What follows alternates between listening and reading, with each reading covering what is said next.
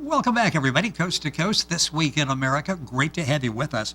Author William Van Leeuwen's Modern Errors About the New Testament is a thought-provoking examination of divergent interpretations of the New Testament, a book meticulously researched and written over a period of 18 years.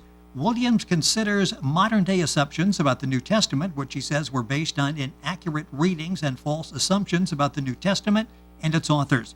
William was born in the Netherlands in 1942, emigrated to Canada as a young teen, over the years completing his education with 10 years of university studies of both undergraduate and graduate courses, with an undergrad degree in rational philosophy and several advanced degrees. Modern Errors About the New Testament, a Bible study exposing the inconsistencies and misinterpretations of contemporary Christian teaching by William Van Leeuwen, who joins us on This Week in America. Book, by the way, recommended by the U.S. Review. William, welcome to the program. It's great to have you with us today. Well, howdy. How are you doing? I am doing fine and been looking forward to this. So much to talk about, and we're going to try to get to as much as we can during the course of the program. Book's available at bookventure.com. It's available at Amazon as well, and we'll give you information as we go through the program. This took 18 years of research, 500-page history and critique. This really has been described as a significant accomplishment by you. Talk about what got you started on this. This was not a project you worked on, obviously, over the weekend. This really was life-changing, I'm sure, for you for 18 years in doing the research on this. What got you started? Well, actually, what got me started was back in '74. That's a Catholic wrote a letter to the editor here in Harrison, saying that he was surprised and dumbfounded that they did not allow any alcohol at all here in Harrison.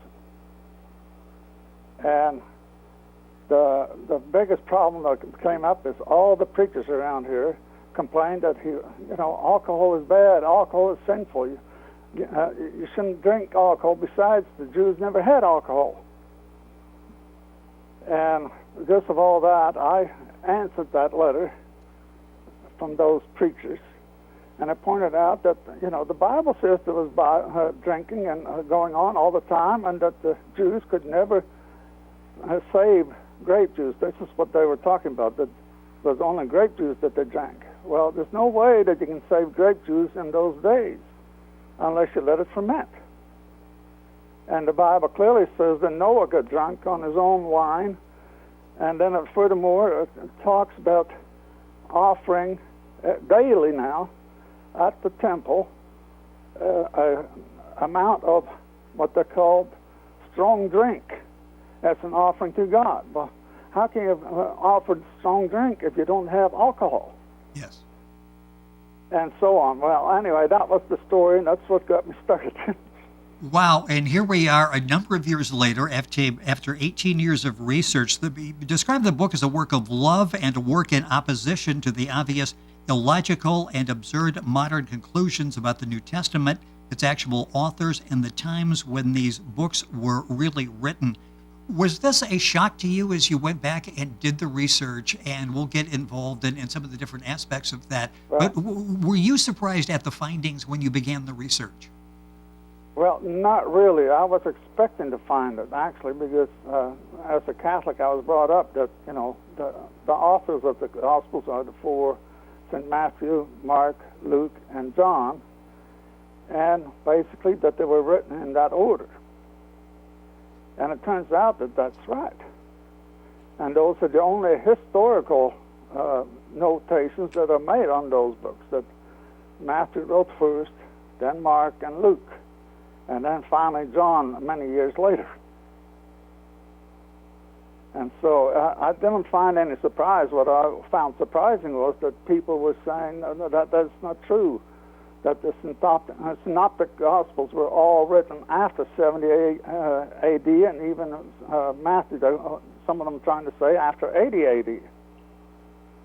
And just from the fact that Matthew is such a simple, naive gospel, that shows that it was the first gospel that these people that we call apostles taught, because they were not literate in the scriptures, and so they said all things kind of wrong, such as that Rahab was the mother of Boaz. That's in Matthew 1 and 5. Well, she lived 200 years before Boaz ever was born. And simple things like that show that the gospel was real naive, real simple, Yes. that he wrote. And it had to be the gospel of the Jews back when they first started to preach to the Jews. In other words, it had to be the first gospel just after the birth of, after the death of Christ. Very simply, they did not know any better. You look at the other gospels, slowly but surely they say things right, such as they're not going to say that he shall be called a Nazarene, like Matthew 2:23, and things like that, see? Yes, yes. The other gospels are later and much more sophisticated in this sense that they were not just simple. And you go into great detail on that, along with so many other concepts that we'll talk about during the course of the program. The book we're talking about is Modern Errors About the New Testament. The author is William Van Leeuwen, and that's Vanleeuwen. The book's available at bookventure.com in the bookstore. You'll find it in Amazon and link on directly by going to our website, thisweekinamerica.us. The conclusions you come up with in the book, drawn from the New American Bible. Talk about that Bible and why you chose that. Well, in particular, that Bible has all of these false assumptions in it. They have a lot of notes about each book, each epistle, and each gospel, and the notes just aren't right.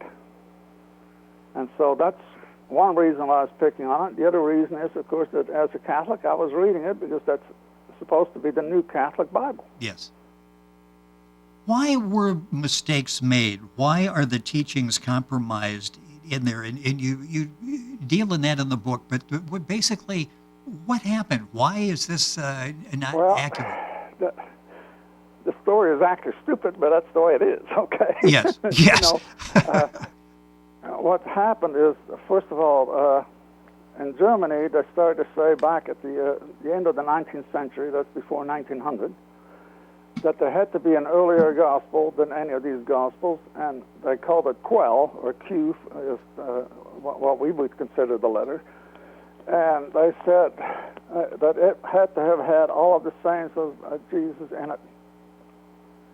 And that's where most of these modern theories started from, and thereafter they started to say, well, if that is true, then these other books all must have been later.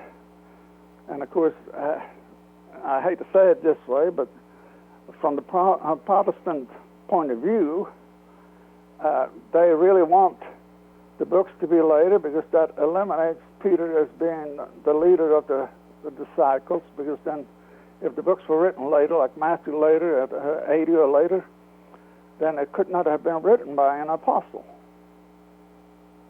And so that means that what he is really saying is something that was a compromise from what the apostles did compared to what the church was doing at the time. Yes. And we come back to translations and different translations. Talk about that and how we get into trouble with that. And you talk in the book about illiteracy was a common problem back during this era, and that really had an impact on translations and transcriptions as well, didn't it? Oh, yes. Well, of course, what everybody keeps trying to say is that all the Jews knew how to read or write. Well, I'm sorry, but there's just no nation ever taught everybody to read or write. And it's plain true that, there weren't any Bibles available for people to read in the first place. When you get right down to it, it had to be hand copied, and it took days and months to do one copy. So how is everybody going to have a Bible to read so that they can, learn to read or write? This is the position that they take, is that they learn it from their Talmud, the Bible. Julius Bible is what, they call it the Talmud. But it's just not feasible, and in fact, when you look at what the Sanhedrin said when they had John and Peter as prisoners because they had healed this man in public, and they wanted them to stop talking about this name of Jesus. And what they found out, and this is what in Acts, they said that these were just ordinary, uneducated, simple men. And that's exactly the truth. The ordinary people were not educated. Only the rich people and the priests were educated. They were the only ones that could read and write. And you have somebody like Matthew, who he was actually a tax collector, but he didn't really know, how to really write. In fact, the only language that he knew was Aramaic, which is what they spoke in Israel at the time because of the exile in Babylon. They actually spoke the Eastern Aramaic rather than the Western, which was talked in places like Syria and so on. They talked the Western dialect, which is quite different. The book is but modern. Anyway, yes, yeah, I'm sorry. Go ahead. No, finish your thought. It's very important. Finish your thought. Well, the main thing is that he was not very literate. He was barely able to write. And probably he had a scribe write his gospel. He talks about it, and the later Christians all talked about how he wrote down what he taught to the Jews. And that's how we got that gospel. It's basically the simple gospel that was taught to the Jews at the time, just shortly after Christ died, until just after the persecution that the Jews started against the Christians. And again, Acts does not really say how bad that persecution was until you start reading about what Paul was doing. And Paul is only one of the people that was persecuting the Christians at the time. And it says that Saul, meanwhile, was trying to destroy the church, entering house after house and dragging men and women, and he handed them over to imprisonment.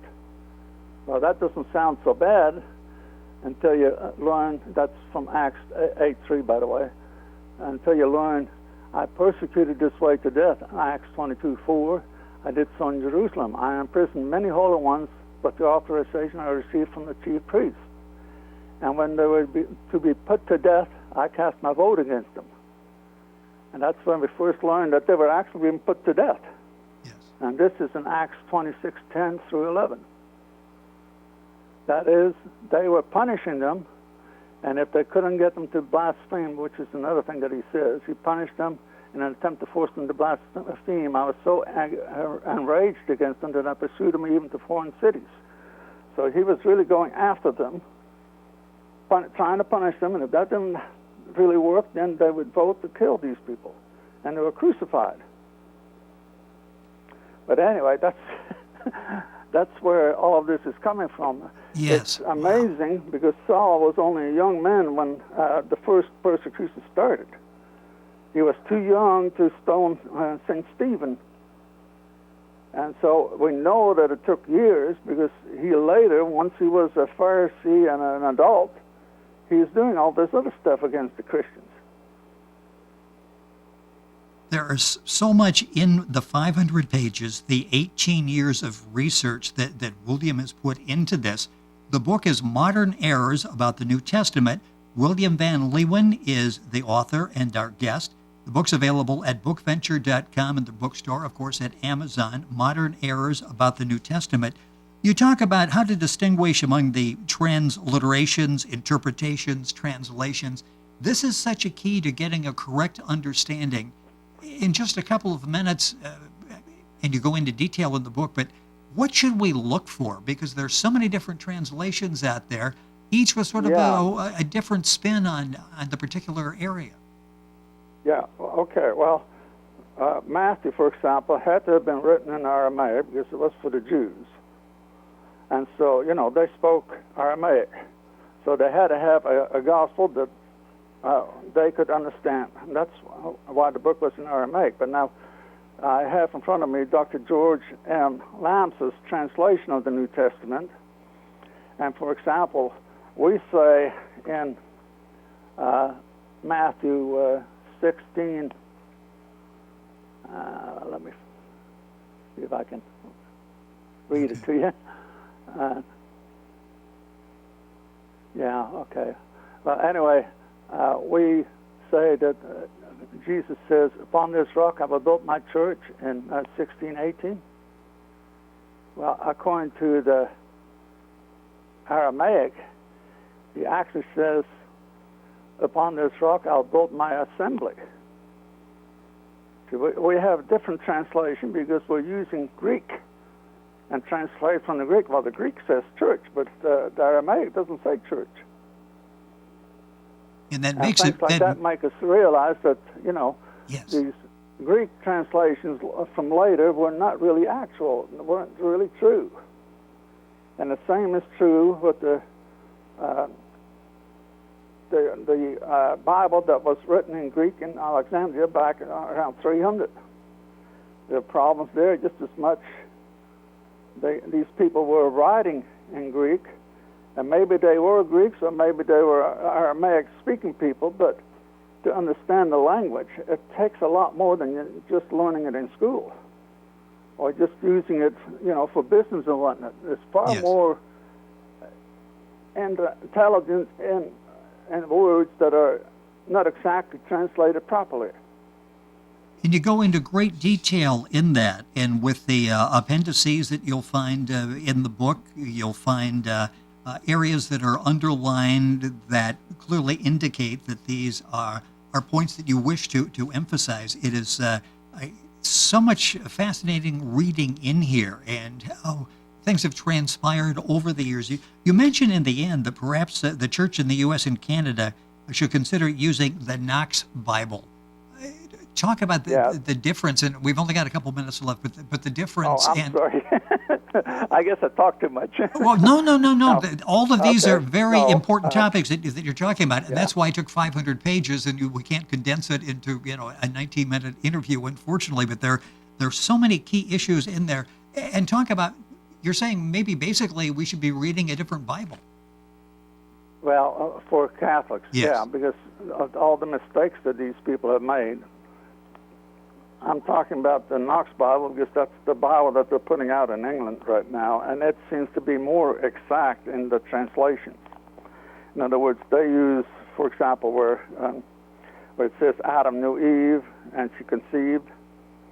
Well, they actually say knew, whereas in this New American Bible, they say Adam had intercourse with Eve and she had a child. You know, it's totally Yes. More sophisticated in words and not really getting right down to the true meaning of the words that are being used. You can see why this book is so important. I'm going to take 30 seconds here. What kind of response have you been getting? Because you're calling into question something that's incredibly important in people's lives. What kind of feedback are you getting? Well, okay, I've had feedback from several priests and bishops, and it's all been very positive. And of course, they tend to be older Christians, and they have more knowledge of some of these things that happened, where the newer ones, the Bible Society in general, has started to drift towards the meaning of the Protestants and how the Protestants think about it, rather than the way the church thinks about it. Yes. And of course, this was done because of the Ecumenical Council, and they were trying to work together with all the Christians. But this Bible was written through other Christians, not just through Catholics.